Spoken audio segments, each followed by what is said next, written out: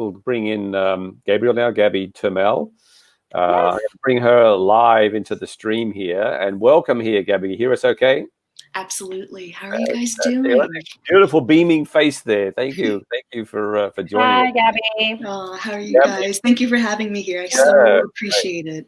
Yeah, Gabby. Absolutely. Thank you so much. We're excited to have you. Yeah, she's an MBA. She's a resume writer, a career specialist, and creator of the 14-day LinkedIn Mastery for Job Seekers program. I want to hear about that.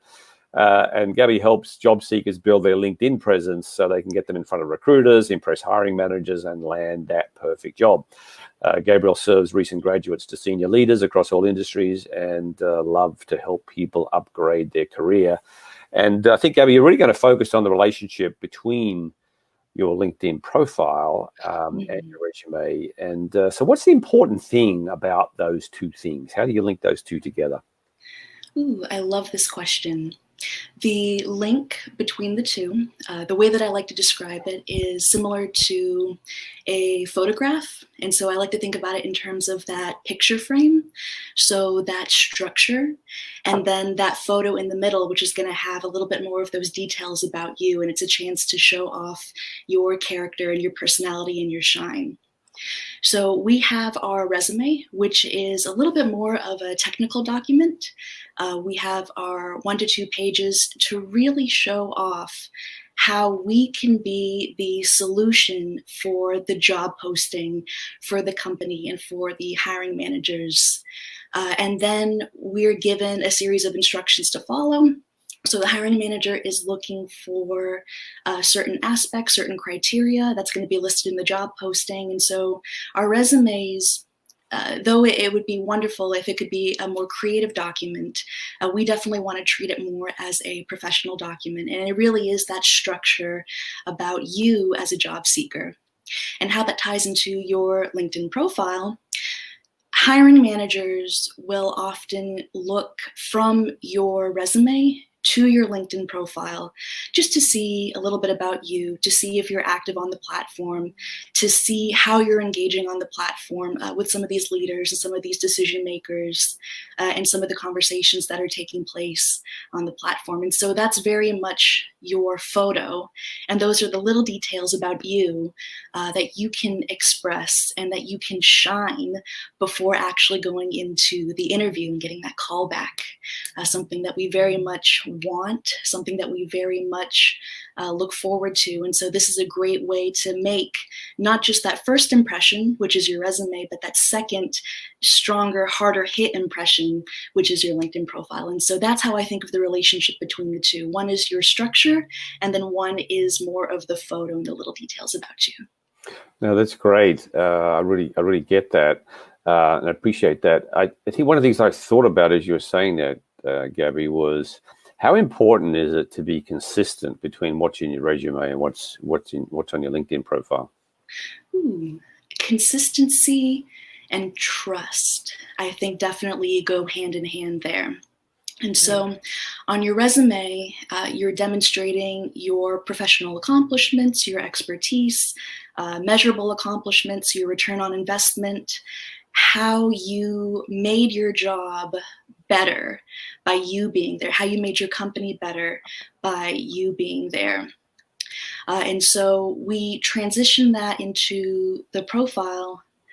Ooh, I apologize. I seem to have drawn a little bit of a blank. Oh no, I was going on my tangent. No. I think what I was going is it's one of the things that's maybe I'll turn it the other way around is that there would be a bit of a red flag for me is if I look at someone's resume and it sort of focuses on one particular aspect or goes down particular paths. And they go to their LinkedIn profile, it looks like a different person. They say, like that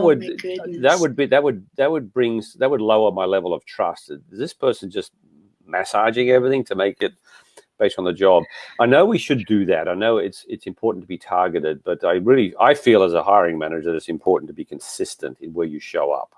And that was really my question, and your thoughts on that?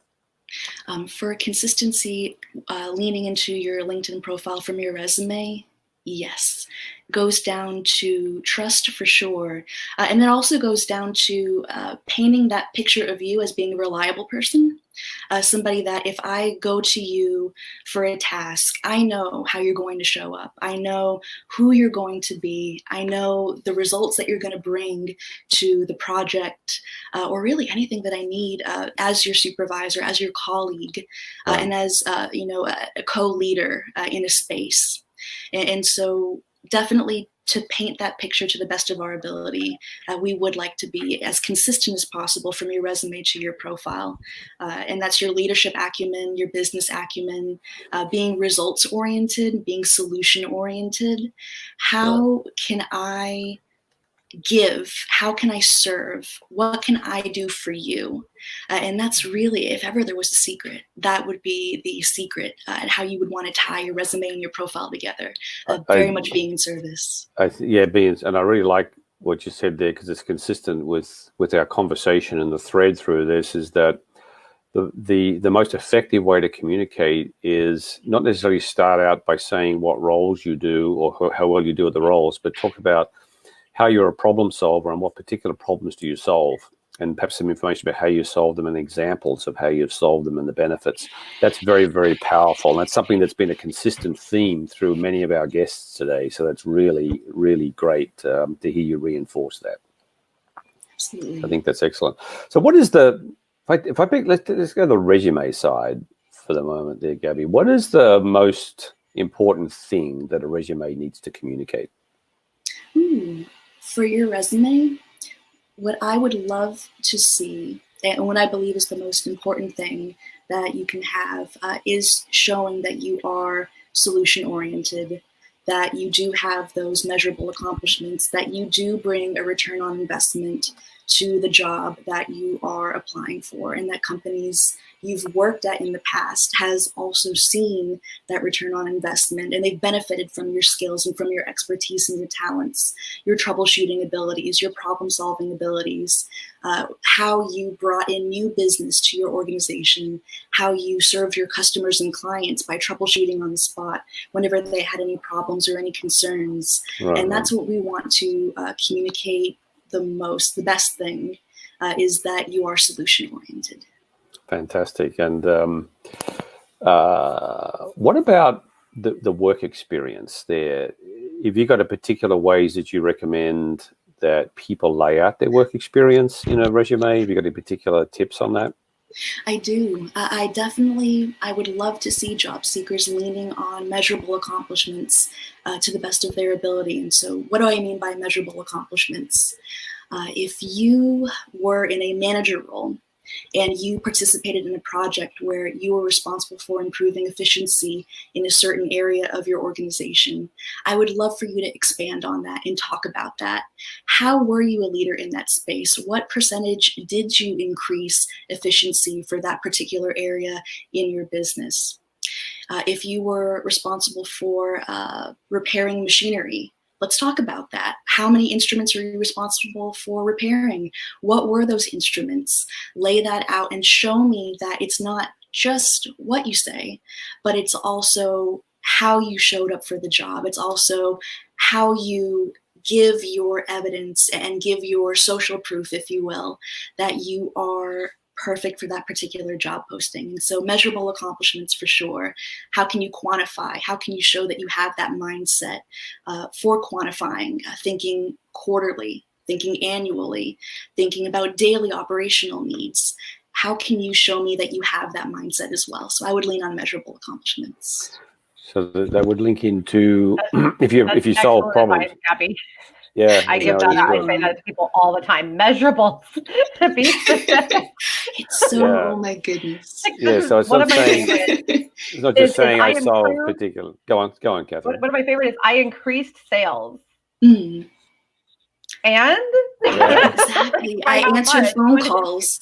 And what were you doing when you were answering phone calls? Yeah, oh my exactly. goodness. What were you doing? Exactly. I I assisted the manager with their day-to-day duties. But what Okay, cool. What does that mean?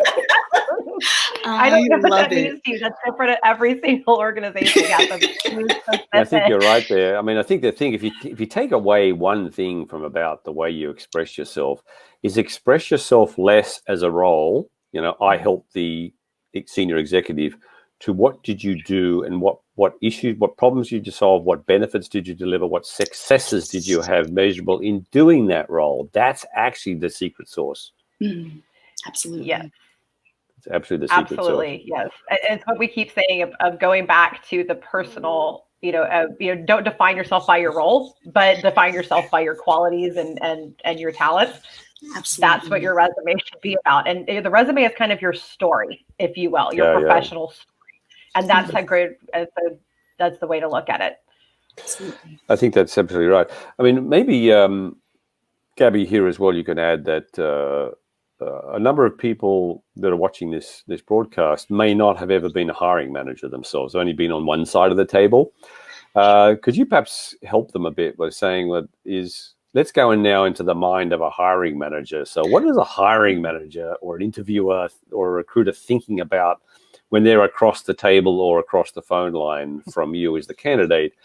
Let's help these candidates understand what's going on in the mind of the hiring manager during these processes when they're looking at your resume, when they're interviewing you. Absolutely. No, I love that question. What is your hiring manager thinking of? They have a problem to solve. They have a job posting that they opened in their organization because either a talented and qualified employee decided to leave, or they are expanding. They're looking to fill a role to help that organization grow into a new niche. They're a brand new organization. They're looking to bring on a great team to really get things kicked off, get things lifted off the ground to help their organization grow in the future. And so the hiring manager has a problem, and they are looking for the best solution for their particular needs. And so really, if you want to think about it in terms of me versus you, the hiring manager is thinking about me. The hiring manager is thinking, what do I need right now? How do I solve my problem right now? How can I make my organization better by bringing in somebody who's going to add their talent, their expertise to make everybody better equipped to move forward into the future. So the hiring manager is trying to solve a problem. And you as a job seeker, as a colleague, as an employee, you are that solution to the needs of your supervisor, to the needs of everybody around you. And so in terms of how to respond to what that hiring manager is thinking, that comes back to being solution oriented, being in service. What can I do for you? How can I help solve your problem? Oh, you're looking for a program manager at your tech startup. Great. Let me go ahead and share some ways that I can be the solution for you. Here are some ways in the past that I served my past organizations. Here are some initiatives that I was responsible for. And I would love to be able to do the same thing for you. And that is exactly it. Yeah. You want to comment a bit further on that? All the time. Yes. I'm like, I don't care what. Oh no, Catherine. No. I know, she'll come back. That's exactly 100%. 100%. Oh, I love that. I appreciate you both. This is so wonderful. I appreciate the show that you guys have been putting on today. Oh my goodness. Have there been some wonderful conversations going on today? Oh my goodness. Yeah, no, we're thankful for you. Yeah, we've had some interesting ones. Yeah, we have. And I said, I think, so I like also Catherine and Gab to how the thread is going through. I mean, one tension, I guess, is, for the job seeker, is the importance of the resume versus the importance of LinkedIn and your profile on LinkedIn versus the importance of networking. Have you got any feeling, I think Catherine and I said we got to do it all, but I mean, what's your feeling about the relative focus on all these? The poor job seeker who's working out, should I spend all my time on getting the perfect resume? Do I get my LinkedIn right? Well, I've got to start now posting content on LinkedIn, and I got to do networking, and I got to attend conferences, I got to attend online forums. How do I deal with all that? Which is the important stuff? Ooh. If we had to lean on just a few areas to focus on, and I love your question, absolutely. There's so many ways we can tackle the job search. Yes, we put our focus on the resume to reposition and optimize the best that we can. And then we go on to LinkedIn and we see every kind of tool, every kind of solution for recruiters, for sales, for job seekers. How many different nooks and crannies can you dig into LinkedIn? One of the reasons why my program exists. How many nooks and crannies can you get into to help you as a job seeker? If I were to lean into just a few key things, I would ask that you lean into the conversations taking place. I would ask that you would go out into the platform and see what are the big conversations taking place and what can you contribute to the dialogue? Because the people that you're speaking to, they could be your future hiring managers. They could be your future recruiters. They could be your future colleagues. And if you have a great presence that we can lean on early on, that we can see consistently across your time on LinkedIn, it's also going to go back to building trust and demonstrating yourself as a leader. It sounds like my background. I hope you guys aren't hearing anything. Now we can hear you clearly. You can hear. Okay, good. No, you're good. Yeah, you're good. I heard a vacuum, and I'm thinking, oh no. But I would say for sure comments above all. Even before you touch your LinkedIn profile, I would love to see you go out into the comments and just engage and chat and see who else is out there. Who can you learn from? Who can you connect with? Who could bring you into a different plane, a different level in your career or even in your life? What opportunities are out there? Just go and explore. And then next after that, for sure, your LinkedIn profile. And the reason why I say that is in terms of getting recruiters to message you and to access you, we want you to rank as high as possible within their search engines. And so there are ways that we can tweak and do that. Having a headline filled with keywords is a wonderful way to rank. Having a filled out profile is a wonderful way to rank. And getting you in front of hiring managers in a lot of ways is optimizing to the best of your ability wherever you go. But to answer your question though, if we just have a few places to hit on, then I would say for sure comments. LinkedIn rewards you for commenting. The more that you comment, the more it's going to place you in front of your network and the networks of others, especially if you're in conversations where there's quite a number of decision makers and leaders in that space. The more you comment, especially those really long 5+ line comments where you really take the time to provide some value and insight based on your expertise and your experience. Not just the like or great comment. Exactly. Actually put something there that's concrete. A few emojis. Yeah. And we leave it there. Oh my goodness, absolutely. Some meat and potato comments for sure. Yeah, and we I can vouch for the fact that makes a difference. It does. Oh man. Yeah. And I think we have Dan Irwin, for example, is coming on a bit later. I'd like to hear his comments on things like that about what he's seen with the value of making comments on LinkedIn. Look, Gabby, it's been great having you on. We really appreciate you taking the time here to spend time with us at Career Fair Live, and for all the feedback and the information you've given. Absolutely. So we really appreciate that. And you have a great rest of the day. You too. Thank you guys. I appreciate it. Okay then. Bye bye. Thank you so much. Fantastic.